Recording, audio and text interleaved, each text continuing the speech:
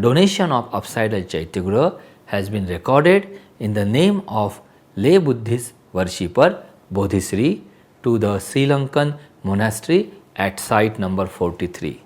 The plan of spoked stupa with a monastery enclosing a pillar hall can be seen at site number 14. Relics were recovered from the brick-built 8-spoked stupa at site number 21. In the initial years of the development, the image shrines or upside-down Chaitya Guhas were not integral to the plan of the monastery. In fact, some isolated symbolic stupas, for example, site number 15A, site number 16, site number 22, can be seen in the center region of the valley. The plan of the monastery with a stupa and 2 Chaitya Guhas, one for stupa and the other for Buddha image, can be seen at site number 4. Site 5 was a monastery donated by Bhatti Devi, the mother of Ehuvala Chantamula, another Ikshvaku king for the Bahushrutiya sect. The plan of 8-spoked stupa along with 2 upside-down Chaitya Guhas, both enshrining stupas, can be seen here. 3 unusual chambers, 2 were circular from the outside and square from the inside, the other one was oblong, were found here, which may have been for honorable monks' spiritual needs. The total carrying capacity of this monastery can be estimated at around 30. A part of the monastery was later added with an oblong shrine with beautifully decorated pillar at the front. Another group of monastic units were seen in the area around the citadel of the Ikshvakus. A monastery dedicated to the Upper Mahavinasaliya sect is located at the site number 9, which appears to have been renovated during the reign of King Ehuvala Chantamula. The addition of an upside-down shrine housing an image of a Buddha can be seen here as compared to the earlier monasteries of the sect. The 8-spoked stupa was fronted by a shrine having 2 miniature stupas. A relic bearing a pot was recovered from this stupa. A monastery dedicated to Mahishasaka sect is at sites 7 and 8, which was donated by Kodabaleshri, the sister of King Ehuvala Chantamula. A terracotta relic casket has been found from one of the stupas here.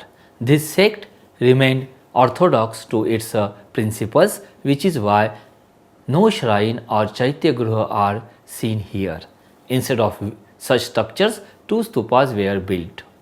Site number 38 revealed a Buddhist establishment meant for the Mahaviharavasins, the sect from Sri Lanka, which originally was a sect within the Theravada.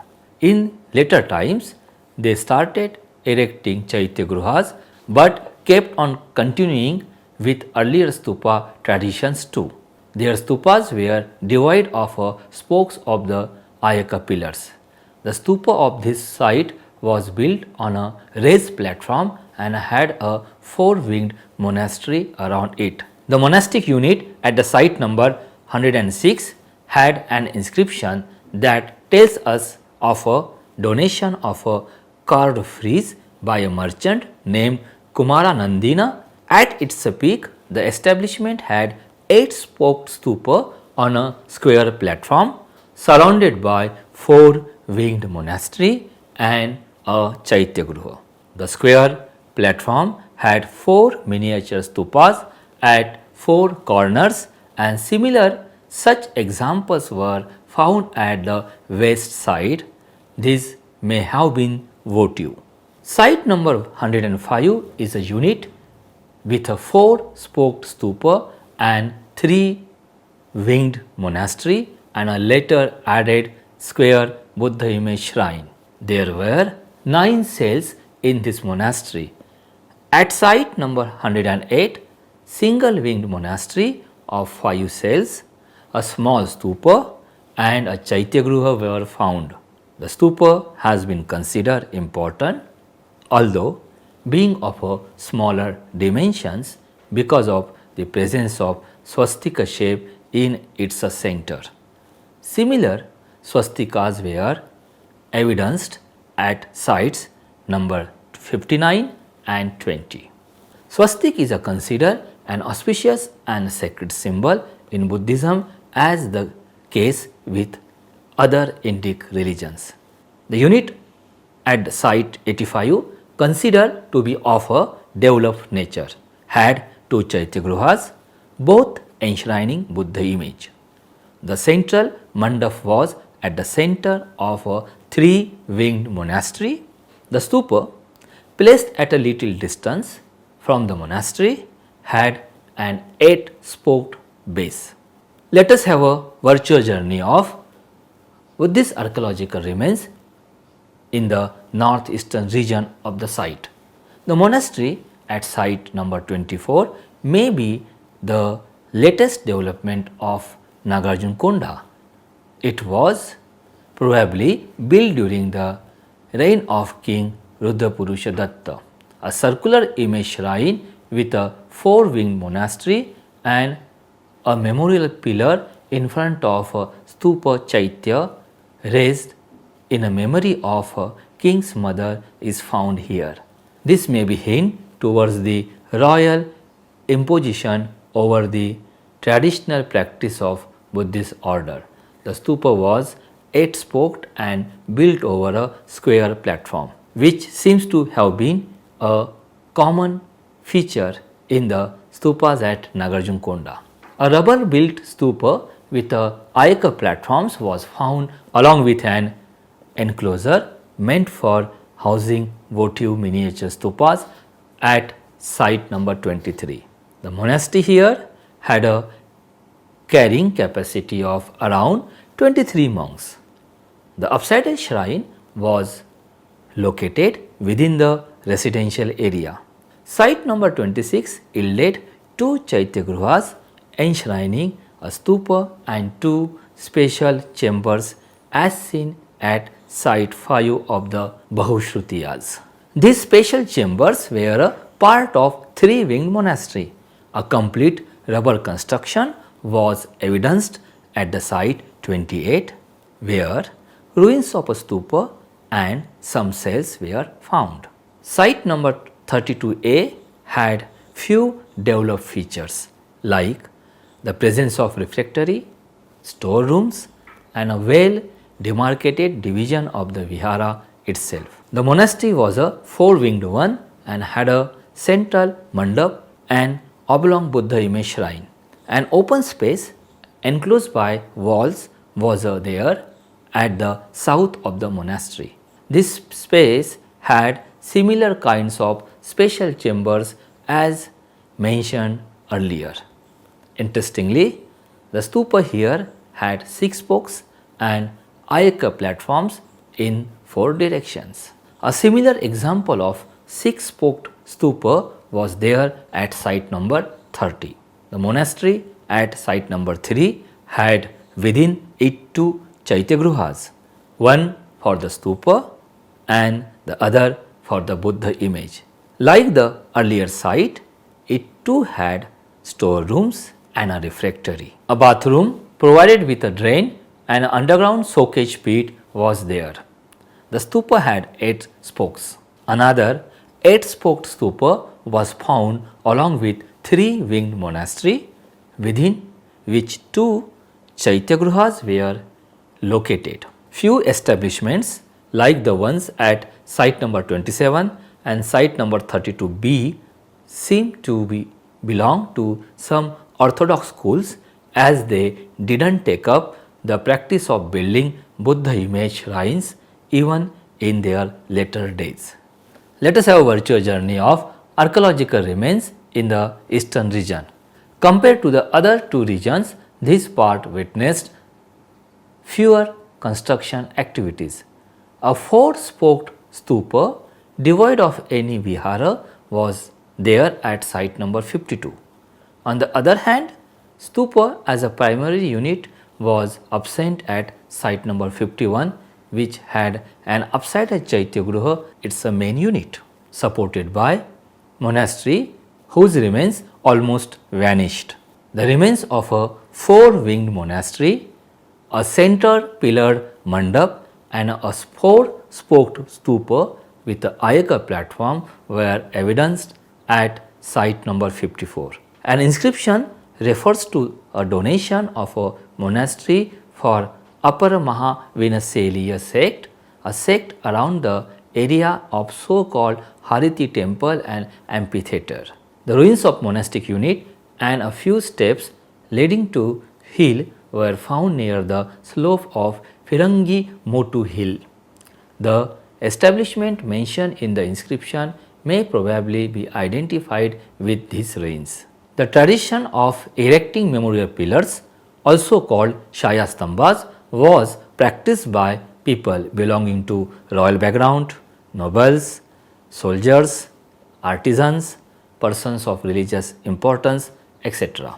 These pillars, around 22 in a number, are known, were raised to commemorate their death, especially of the people who held important positions in some aspect of the society.